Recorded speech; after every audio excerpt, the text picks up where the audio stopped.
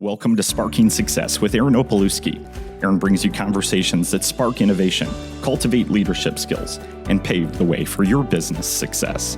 In each episode, we delve into the dynamic world of business and leadership, exploring strategies, insights, and success stories that fuel your professional journey. Hi, everyone. Welcome to Sparking Success.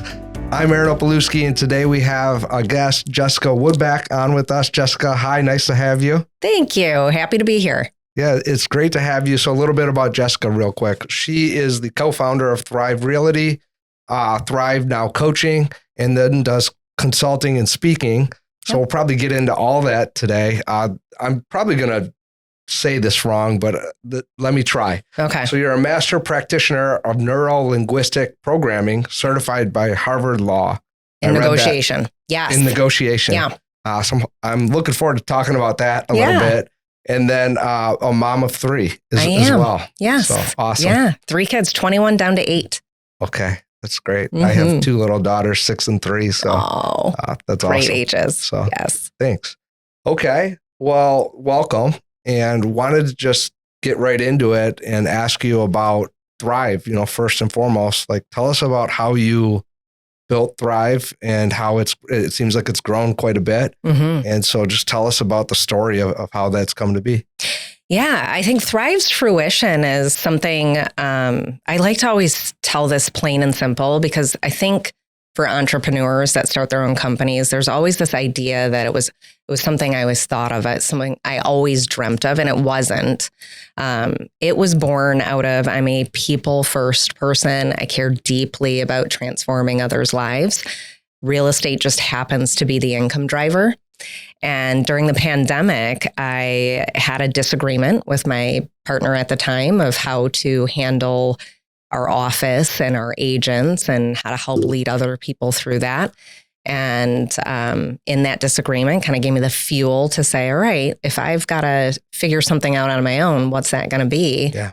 Might as well release the shackles of red tape and go independent. And so that's what we did. We went independent in 2020 during the pandemic in order to maintain keeping our employees and the salaries, and reducing commissions that were paid towards the house for our agents. So our commissions were dropped by 55% in the agent's favor, because at that time, we didn't know what the pandemic was going to mean for salespeople. Yeah. We were non-essential.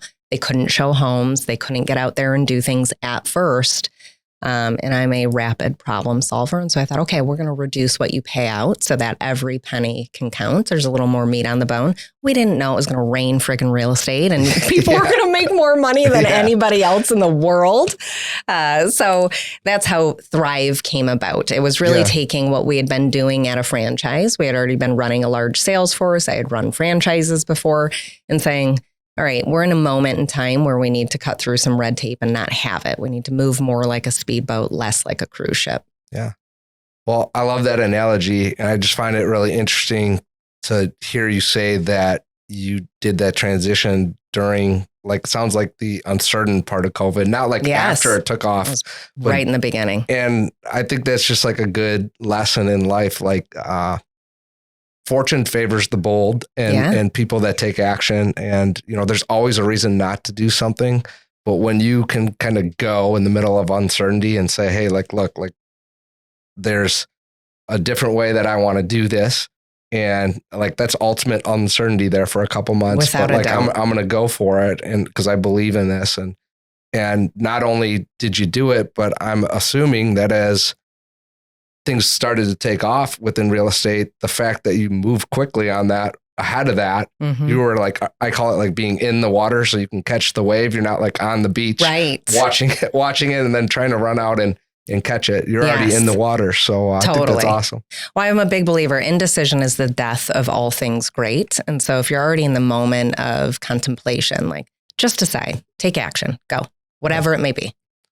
Okay. So sounds like you guys grew quickly. How has it evolved from that first year to where we sit now?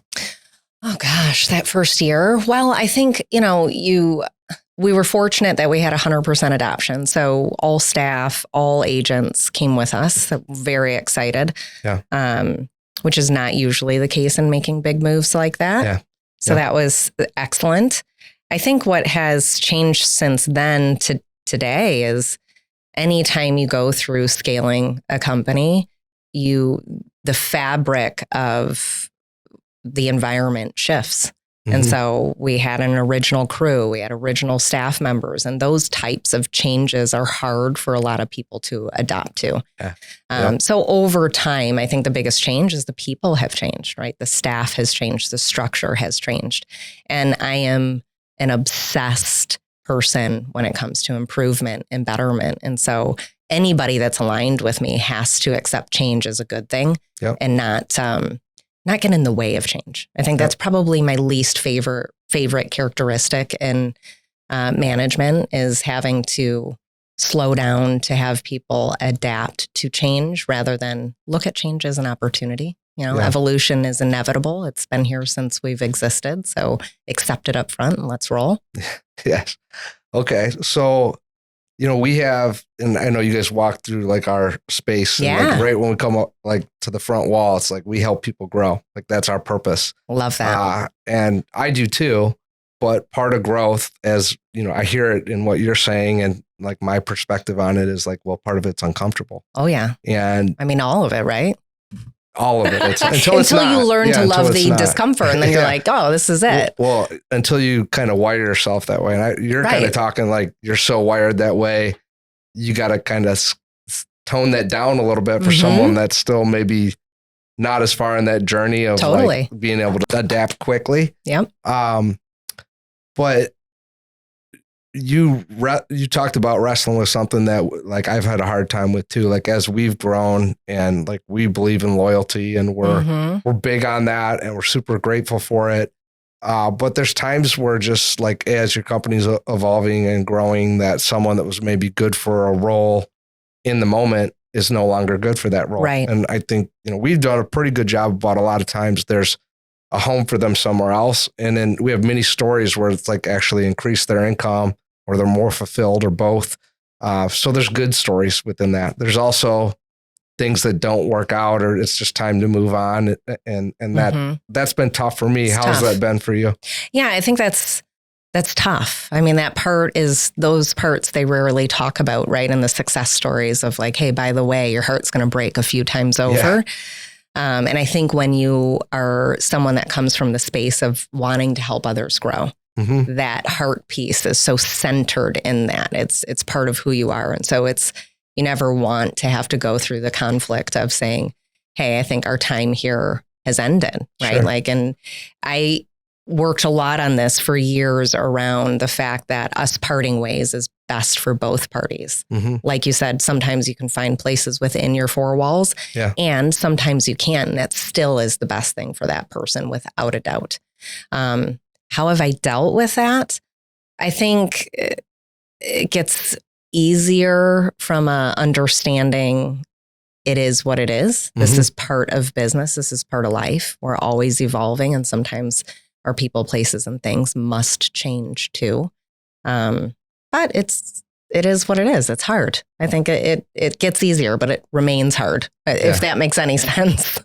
Yeah, I what I hear when you're saying that, or when I apply it to like my own thought process, it's like, well, it's never an easy part of what goes on, but you see some good examples of where it works out, like for all parties. And it's like, you just kind of lean in on that. And maybe that gives you some more perspective on it as you're going through some of that as well. So I think when you're feeling it as a leader, there's absolutely no doubt that the staff member is also feeling it, or the salesperson is also feeling it. So I think that's one of the beauties of having that 30,000 foot view, is you get to see things a little bit differently. And so it's just having the courage to know it's time to part ways versus that limbo effect that we'll go into, because it's a tough conversation.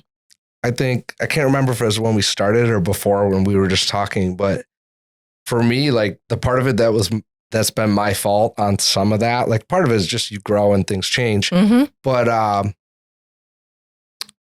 just because our purpose as a company is to help people grow and I'm super growth oriented, doesn't mean that's everyone's other like deep need. Like there's 6 human needs. We lean towards 2 of them that can change over time. growth's one of them, right? And that's something that we offer here. But if someone doesn't, like, if that's not a deep desire of theirs, then maybe it's not the right place for them, because you're like, growth can be uncomfortable for two people, but the person that really desires that is willing to kind of step into that and go forward on it. Well, if I care more about certainty, in my career, and just knowing like, hey, look, like, I want to know that I'm going to be able to get my check every week, and this is my role, and this is what I do, and I'm good at it, and I don't really deal with any rejection or any the changes. Even though I think changes is coming for everyone, with like even like some of the operational roles, like technology is going to change it. So like, I think that's where it's good for someone, like, you got to deploy it somewhat, but there's just people that are more leaning towards these other needs. Maybe it's love and connection, maybe it is, uncertainty, and they really want to travel and have variety in their life, but like, and you find a way, like, we all want those things to some extent, but if someone's really heavy on one and it's not what you offer, like, guess what? Both's okay. It's just, it's not maybe a fit for your organization. Yeah, timing's off or lifestyle's off. I think all people desire growth. I think we're hardwired as humans to want to evolve. It's just the way it's always been. I do think some people make the choice to understand, like, I've met my growth factor. I'm there. I've met the ceiling, and I'm good staying right here. And I think for folks like you and myself, where there is no ceiling, there's this perpetual desire. It's an insatiable appetite to seek what's next. That's where it gets tough, because you're like, wait a second, I thought we were doing this thing together, right? I thought we were on the same page. And all of a sudden they're like, yeah, but my book stopped here. The chapter, I've met the ending of where I want to be and who I want to become. And most of the time they're not even aware of that. And I think that's what makes it tough, is you see it, you feel it, but they're not aware that they've met their match, and they're not willing or wanting to go past that.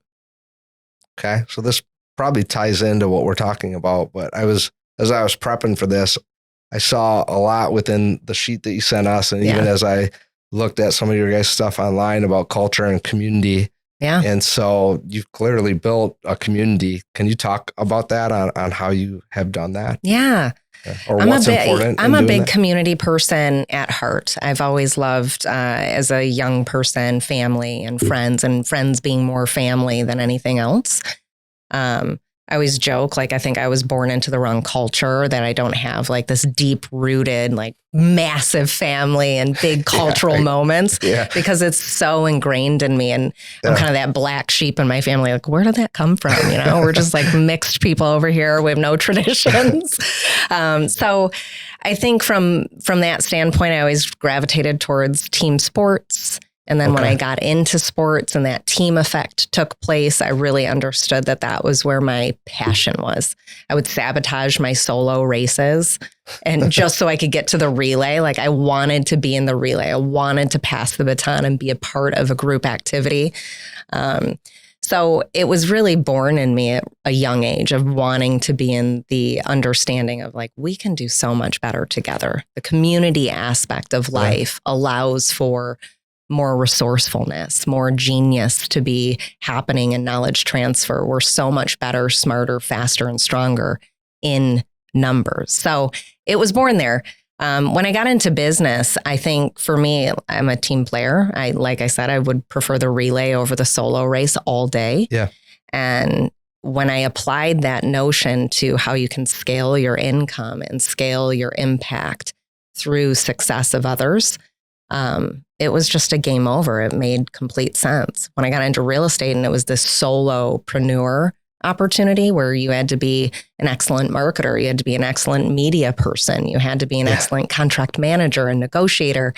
I come from corporate. And so for me, that didn't make any sense. It was blasphemy. Like, it just was like, what do you mean I should be excellent in all these categories? That's not possible. And I was a young mom at that as well.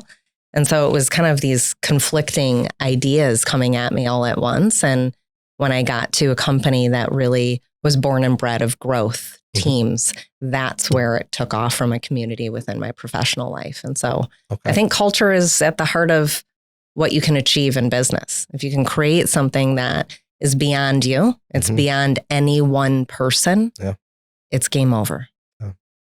What was your corporate background before? General Motors. Okay. Yeah. So I was in purchasing over there. So I was in sales. Completely different. Yeah, completely different. I was buying people for projects and negotiating on technology. So it was totally different. Yeah. Okay. Yeah, I could see how you're in that at like one of the biggest companies in the everything's world. Compartmentalized. And divisions for everything. And then you come here, they're like, you should think of the car, make the car, paint the car, sell the car, and then also understand how to do that internationally. And I was like, what? Man. So can you talk more about neuro-linguistics? I gotta, how did this come about? I guess I'll just shut up and let you talk about it. Yeah. So just to keep it simple for you and I, it goes by the acronym NLP. NLP. Okay. This entered into my life, I'd say probably 20 years ago. Okay. I've always obsessed over psychology. So body language, tonality, words, all of that. And then I stumbled across NLP when I was at General Motors. I was taking a negotiation course and it was mentioned there. And so I started researching it and studying it. And then when I got into real estate, it was mentioned again at some coaching opportunities and masterminds. And I continued my research on the back end, did some online stuff.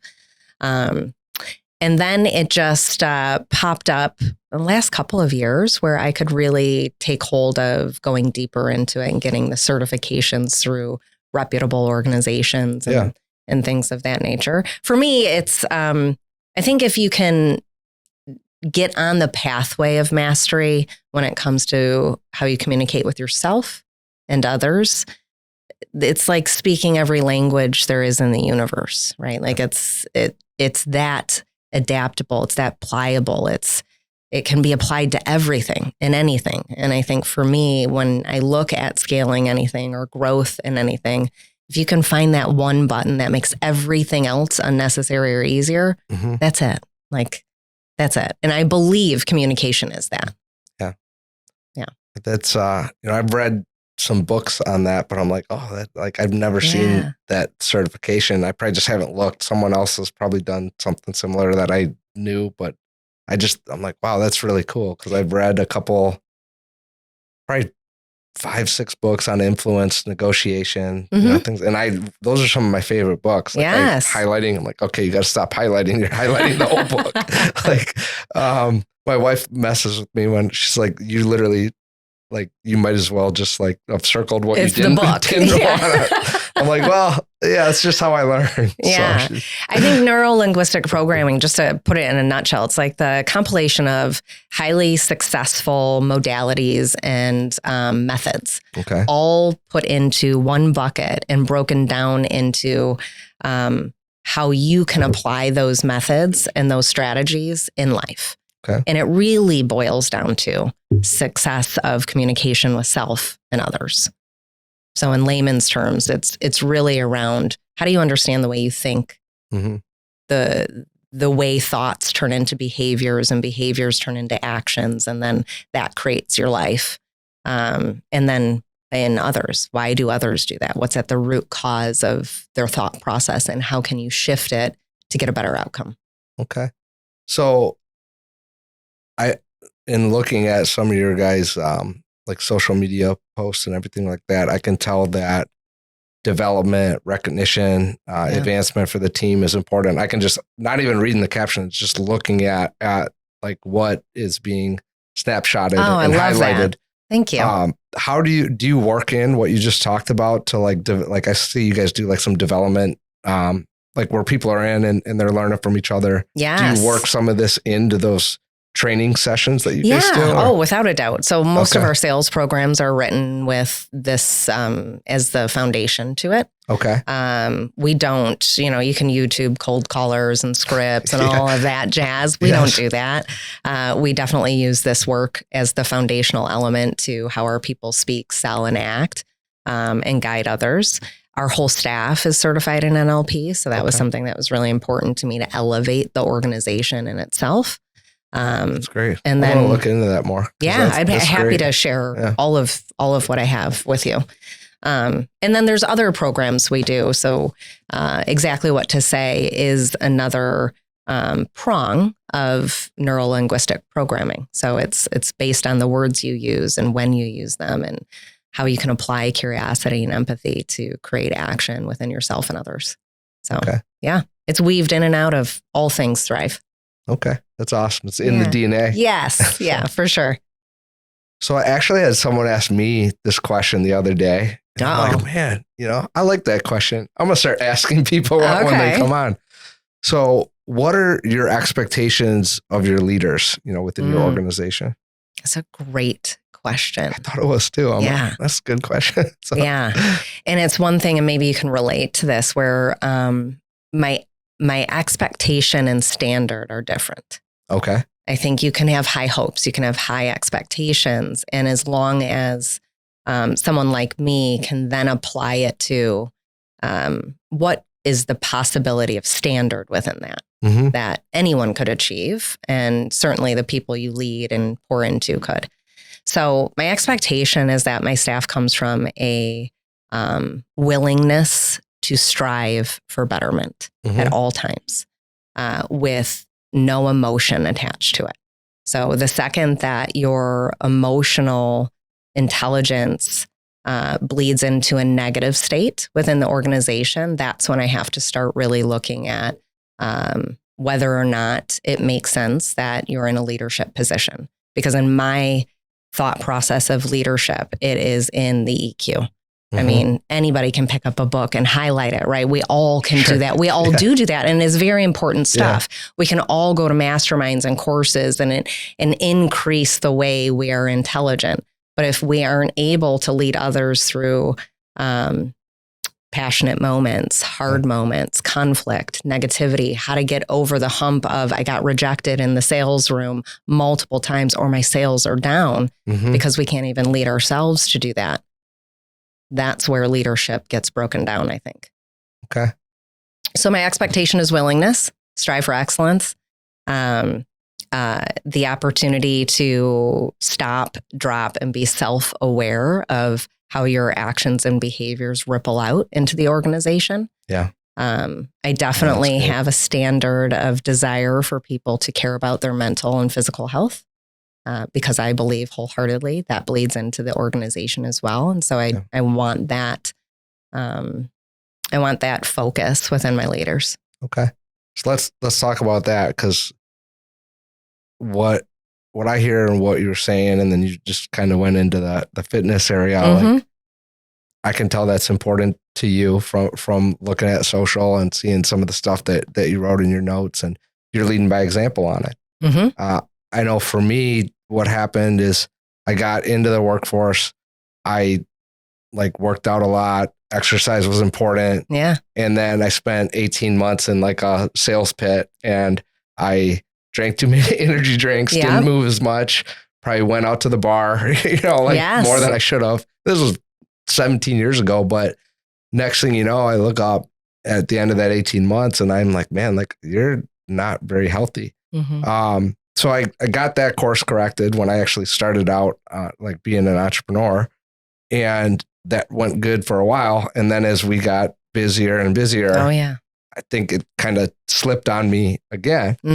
And maybe for about a year. And then I realized we have a big mission. We have, there's a lot going on, with what we're doing. I got to be here to be able to achieve it. So I got to be healthy. I want to have good energy. I don't want to be setting a bad example, in this area.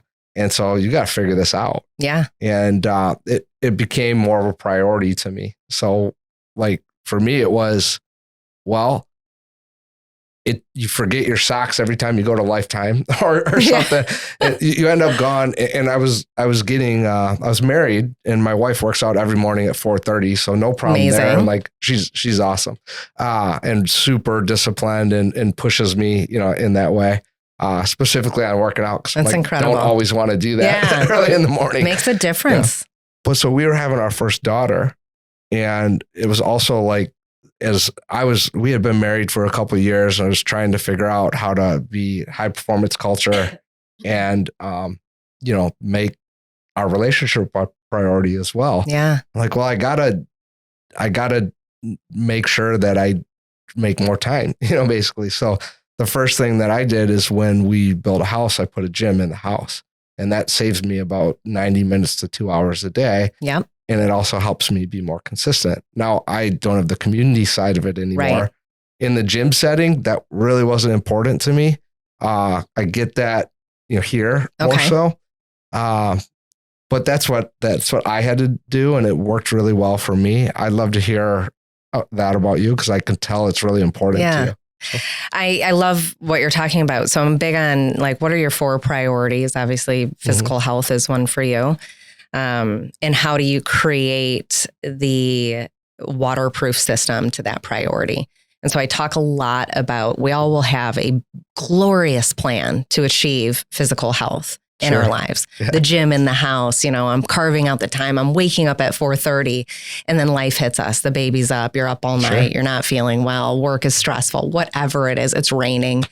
And so then I teach to the alternative to the original plan. So it's an alternative to plan A. It's not plan B. It's just another option to get to the same outcome.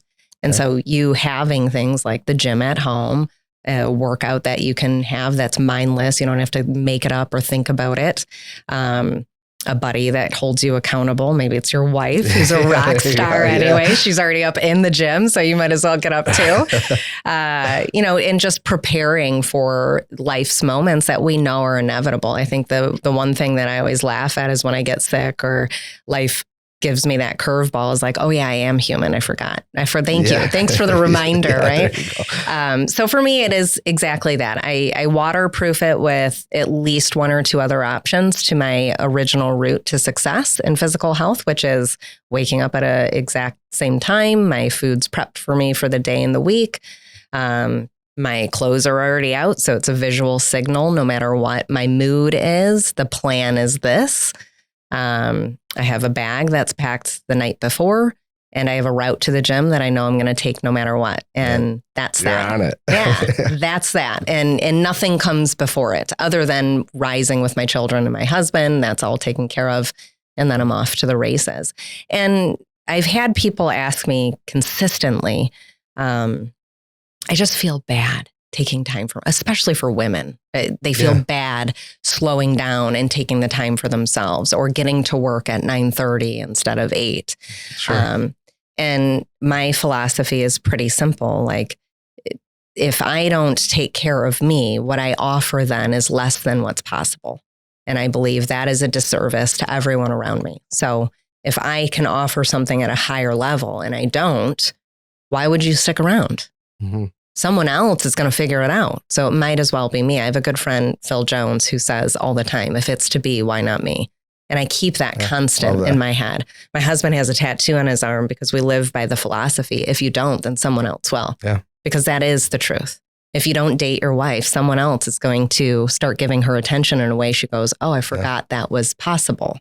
If you don't go to the gym and work out, someone else is going to outwork you in the same space you're in, right? Someone else is going to show up and be a better badass than you already are today. And your employees might look at them and go, well, why wouldn't I work for that guy? Yeah. And so I think it's just born and bred in the opportunity that we took in life and said, I am willing to lead. And if I'm willing to do that, then I got to do the hard stuff that comes with it. Yeah.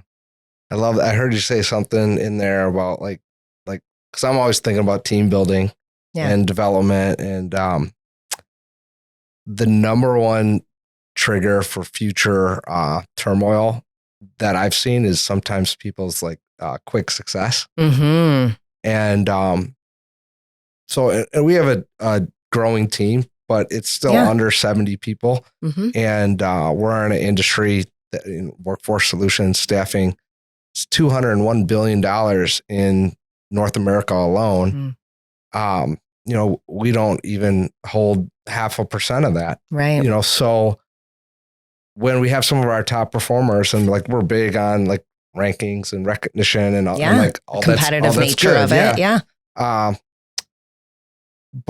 find myself spending the most time with our best people, talking to about like, hey, make sure you're competing with yourself, the best version of yourself, because you may be a big fish in a small pond, but there's a whole ocean, out there. And we just have to work on, like, that doesn't mean you have to go turn around and turn this into a multi-billion-dollar, organization next week. Like, we just have to keep improving. You have to keep improving. If you think you got it all figured out, the second we feel that way, like we're heading for destruction. And a lot of times it's our first like contest winners, or they have like a big quarter. It's more annual for us, but it's like, have you read Tim Grover's book, Winning, by any chance? No, I haven't. I love the book. Okay. It's a plug for Tim's book. All right, Tim. But, so that's Michael Jordan's former performance coach, Kobe Bryant, Dwayne Wade. Amazing. He's got a couple good books, but in his winning book, he talks about there's like when you win, and so a lot of times in business, I think that's how did I do for the year? Well, so, and what was required to make that happen. And then there's this mental thing that happens in your head. Like, are you willing to, like, can you do that again? And can you evolve it and take it farther? And you realize how hard that may be. And not everyone. If you're smart enough, you realize how hard that is. Yeah. And it's not, look, if someone's not in a state or season of life where they're ready to gear up for that again, like that can be okay. Yeah. But it's more when like, oh, I produced this number and now I'm just good at this. So let me stop doing things that got me here. Let me cut these corners. And like, that's the number one thing that I find myself, like our first contest winners, like I want to be intentional about spending some time with them to be encouraging, but tell stories of, danger zones to that. Yeah. So, we deal with the exact same thing with a sales force. I think most sales forces do, which is when someone this is where Thrive actually comes from. It's very easy to thrive in sales. Any industry. It's easy. Flash in the pan. You can get a successful year, an easy economy, something just clicks and you're off to the races. To thrive well, to sustain it, to do it without losing yourself, losing your health, losing your marriage, that's a whole different ballgame. Yeah. Which those who have been in it long enough know that. That's why I said, if you're smart enough to know, to pay attention to the people that have gone before you, you'll learn like, hey, sustaining what you just did, so hard. Doing better than what you just did, even harder. And then doing it and still loving your life and feeling good about it. That's where the gravy's at. That's where you're like, okay, I've become a professional. And I think for young salespeople, or even just newer to the industry or newer to the success of sales, is from leaders like you that share the stories of like, hey, here's the rise and the fall of many that have come before you. Here's the understanding that if it were that easy, I promise you we'd all be multi-billionaires. It's not. Yeah. That's why there's a 1%. It is harder than it looks. And the hardest part is sustainability. Yeah. That's the hardest part. Yep. It's not getting there. Getting there, anybody can do. It's why so many, our attrition rate in real estate is 82% by year 2. Wow. I mean, that's exceptional.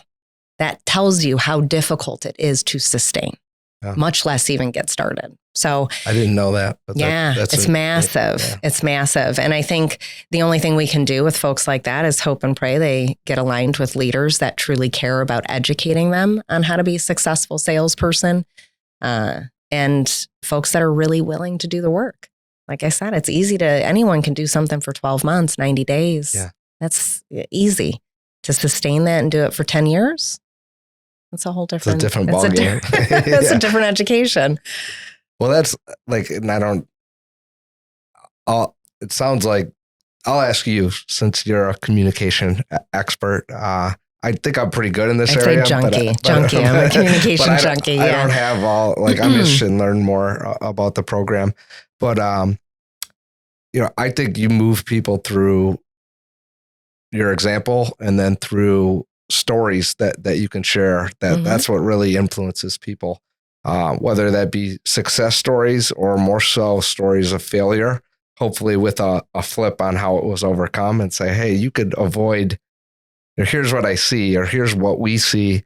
Like, what if you just were able to avoid all this because you learn from someone else rather than go through it? It's good for us to go through failures and have those experiences, but it's also great for us to learn from others because it can accelerate us. Oh, yeah. It's the best.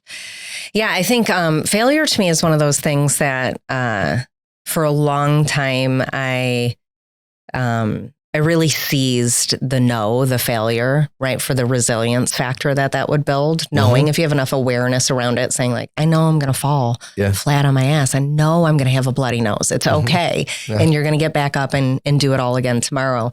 And then I ran into some work that I did around communication of failure, success and failure, and the dichotomy between the two.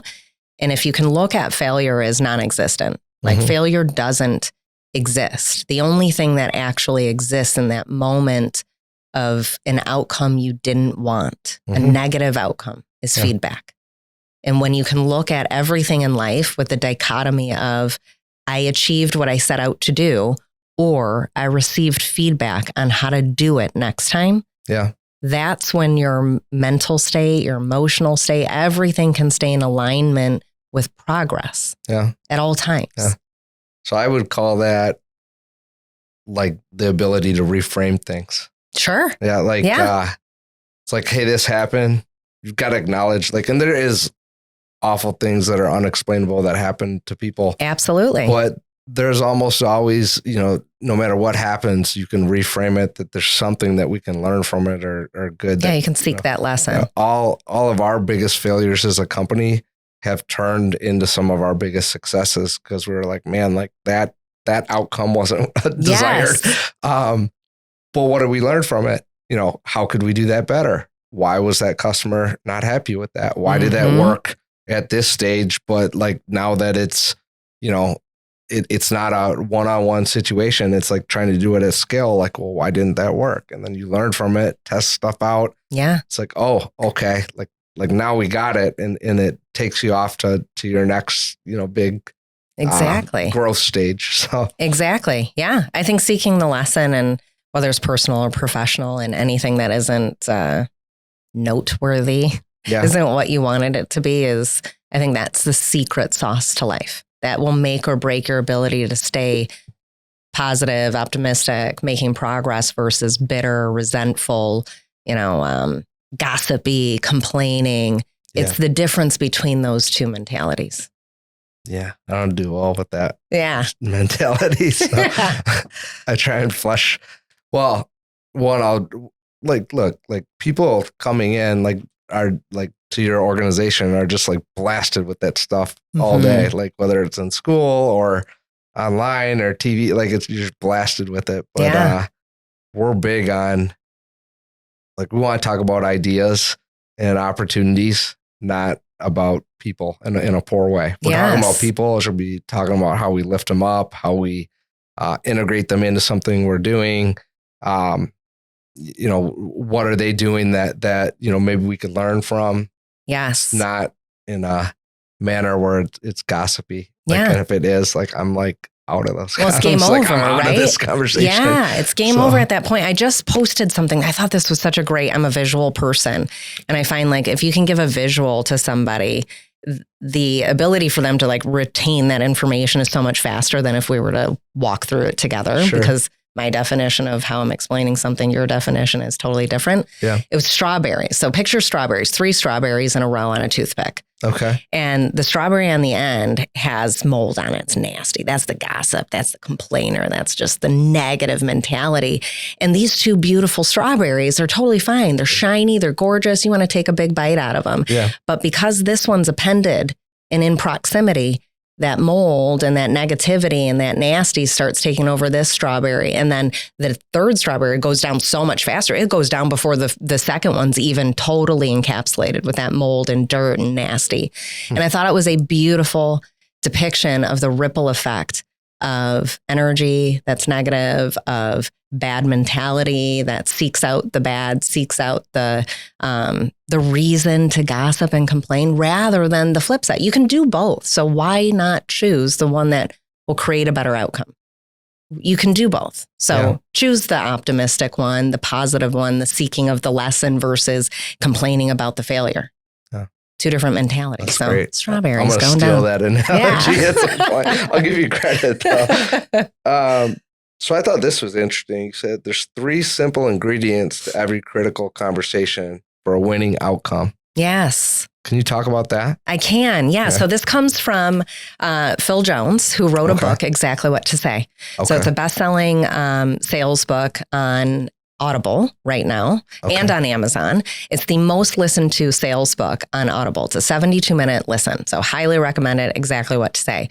He has gone on to, this book's in 29 different countries and I don't know, something like 50 plus different industries from photography all the way to any franchise you could think of. So automotive. It carries. It carries. Yeah. It's applicable to everything. Yeah. I have been certified in his work and work fairly closely with him. And his philosophy is that there are 3 simple ingredients to every conversation that will make it count and create a better outcome every single time. And it's curiosity, empathy, and courage. And curiosity allows you to create more opportunity to collect information, come from a place where you're not judging, you're not inferring, you're not assuming, you're actually finding out what is it that Aaron cares about, not what I think Aaron cares about. Sure. And then you can apply that to empathy, which creates relatability. And all humans want to be seen, want to be known, want to be understood. And so when you can take what Aaron cares about and relate it to something you've experienced, done, or achieved for somebody else, you're creating that arc around a triangle of come with me here. And once we've related enough and you can see that I understand what it is that you need, I then can create the courage between the two of us to do business together, to do something together, to make a decision that's within your best interest, genuinely. And in the middle of those ingredients, you've created trust. And so when you apply them, just like salt, pepper, and garlic in the cupboard, I don't know about you, but that goes in every dish I make. So you grab those and you put it in. It's I'm like not allowed to make winning. Like anything. Oh, really? Oh, gosh. Yeah. That salt, sounds pepper, worse garlic. than it is. No, my wife's a really good cook, and she's like, she's like, I got this. You're good. Carry out, like that's your job. That's good. You know your roles. That's good. Yeah. So those ingredients put together, you will have your clients, people in your life, seeing things from a perspective that creates a better outcome. Okay. Man, I was so bad at that first, like being curious. About, like I assumed, I said it earlier, kind of in like, I wanted everyone to work like with us, like in because I was so passionate about it. Right. But I was not curious about what they were interested in. I was more like, hey, here's what I'm interested in. You should be interested in it too. Right. And, I think maybe just in the last 2-3 years, maybe a little bit longer, but like the less than 5 years, I've tried to not talk to some, like if we have a growth opportunity or something, I've learned it's like, man, if you're talking to them about all these great things about this, it's like, you're not listening to them. You're not curious about if that's even right for them. And you're not really diagnosing if it's right for them. Like, so, but by being curious about, what they think, what they're interested in, what they want to do, what their dreams are. Yeah. It just opens up for better dialogue and I think better decision making too. Oh, without a doubt. I would say that assumptions and judgment are probably the biggest deal killers there ever could be, and it's an emotional piece, it's an EQ piece. So if you remain in that space of saying like, have I collected enough evidence here? Do I have enough understanding of exactly what Aaron needs, wants, and desires? Yes or no? Whether I agree with it or not, it's irrelevant. Like yes or no. And then can I find a way within my world to be relatable? Yeah. That's all that's needed in every conversation, every relationship to move towards what are we going to do together? Yeah, that's we're going to have lunch together? That. Are we going to get married? Or are we going to, like whatever it is, are we going to do a deal together? Yeah. That is what creates a more positive, higher achieved outcome. So Jessica, I know you have a masterclass coming up in April. We're recording this in early March and it'll be out next week. So it'll be in time. Tell us about what you're going to be doing. Yeah. So it's exactly what to say to close more deals as a salesperson, whether you're in real estate, you're a loan officer, talent acquisition, it doesn't matter.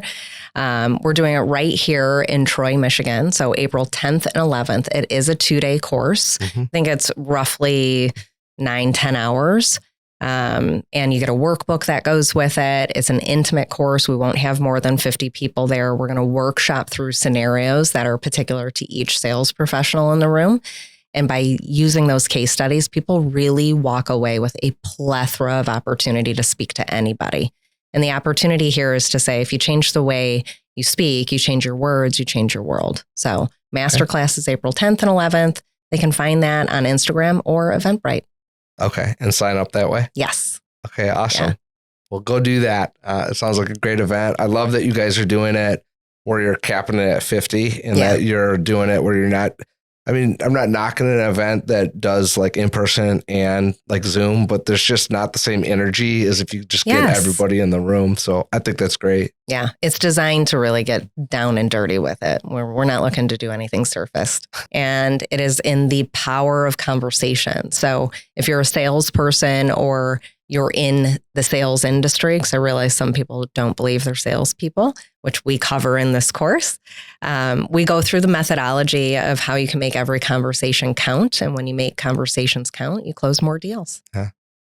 Okay, that's great. I think everyone's a salesperson. Everyone is a salesperson. That's what I, yes. And I think kids are the best. They are the best. That's what I tell our girls all the time. I'm like, you're good at sales. Yeah, so. They're insatiable. So. Think of how many questions, speaking of curiosity, how many questions your kids ask you and get rejected on. And they just keep going. And they just keep, their emotions, they don't get all up in their feelings, not at first at least. The tantrum doesn't come right away. It comes after maybe like 3, 4, 5 rejections. But that is a perfect lesson in how, as we achieve as adults, we start to fear rejection, and then our reactions are what cause less opportunity than more. Yeah. Yeah. How do you try and help people overcome that? I know what I do, but I'm interested to hear how you would coach someone on like dealing with rejection. Yeah. So I think you have to look at rejection as opportunity. I think you flip the script. That's the best way to do it up front. It's the easiest way to go about it. I think if we're going to get deep and we go into transformational opportunities, then we have to find the root cause. And when you were rejected, that caused the fear. Like, where did it come from? Was it auntie saying, you didn't do a good job cleaning her bathroom? Or was it, the first girl you asked out that really made you feel bad? Yeah. And once we can release that and let that go and realize that's just simply part of learning life and getting more resilient, then we can work on the skills. I think a lot of times in sales, we work on skills first, and it's irrelevant if we can't remove the fear of rejection. That's great. I love that answer. Yeah. How about you, though? What do you do with rejection? I just think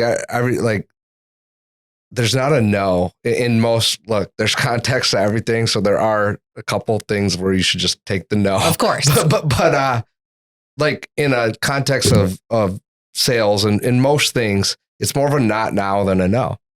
And it's like, okay, like what kind of feedback can I get from, like, why am I getting a no? What can I learn from this? How do I improve? Maybe it's my tone. Maybe it's my timing. Maybe it's my, the way I write my email. Maybe it's the way I present myself. Maybe it is me not listening, to what the person's saying. Maybe I don't have the acumen yet to do something at this level. So how do I then go develop the acumen to do it? There's just always something to learn. And each time that I'm getting a no, if I'm learning from it, I'm getting better and I'm getting more positioned to turn that situation in the future into like, okay, now like we're working with this person, and I could show you 100, if not 1,000 stories of where we've been rejected. I've been rejected. We failed on something. We deploy that kind of mindset and it turns into an even bigger relationship or a long-standing partner. Yeah. I was joking, sent an email last night to a couple of our people that are going on a meeting today. And it's with a great client of ours. We've worked with them for almost a decade now. But what about, so I've been doing this 17 years. We've worked with them for almost a decade, but we didn't work with them for the 5 years that I used to call on them, and they told me no every week. Yeah. But you're learning. You're learning about the customer. You're learning about and so just all kinds of stuff like that. So yeah, that's how I'm like hyper focused on like, hey, go get your next rejection. Just what are you taking from it? Yeah. So I think the biggest thing with no, and it just reminded me as you were talking through your steps of how you help people handle that, is when you get a no and you know that person is in a position to make a choice of yes, right? Mm-hmm. Like any client either one of us have sure. is always in the position to say yes. So if we know that and we get a no in sales, it's really that we didn't understand their real problem with a solution that made better sense to them than what they were currently doing. Yeah. And so if we know that going into it, then if you get a no, it's just that you just haven't found the real problem and you didn't present a solution that was monumental. That's right. That's it. Yeah. Yeah. I love it. Well, thanks for sharing. Thanks. Well, thanks for watching today. Jess, thanks for coming on the show. It was great to have you. Didn't realize we were so close. So yeah, we'll have my to pleasure. do this again at some point. But if you got value out of today's episode, we would ask that you share it with at least one other person. If you know anyone in real estate, I would suggest that you share this episode with them because a ton of value dropped today. Thanks, Jess. Thank you. Thank you all. Have a great day.